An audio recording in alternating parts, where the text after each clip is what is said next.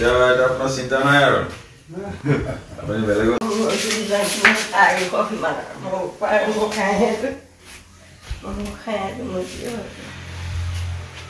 যাব নালাগে আৰু ডক্টৰৰ ওচৰত ভাল লাগিছে কাৰণ ইমান ভবা নাছিলোঁ তথাপিও মানে ভবাৰ দৰে তাতকৈ অলপ ভাল হৈছে যেন লাগিছে এতিয়া আশা কৰোঁ ভৱিষ্যত জীৱনতো আৰু এনেদৰে অসুখ নাথাকে তাৰ বাবে চেষ্টা কৰিম আৰু আশীৰ্বাদ বিচাৰিম সকলোৰে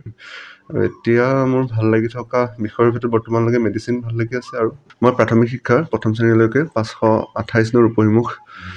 বালিগাঁও প্ৰাথমিক বিদ্যালয়ত পঢ়িছিলোঁ চৰকাৰী স্কুল আছিলে তাৰপিছত পৰৱৰ্তী পৰ্যায়ত মই জ্যোতি বিদ্যাপীঠ টিয়কত নামভৰ্তি কৰাওঁ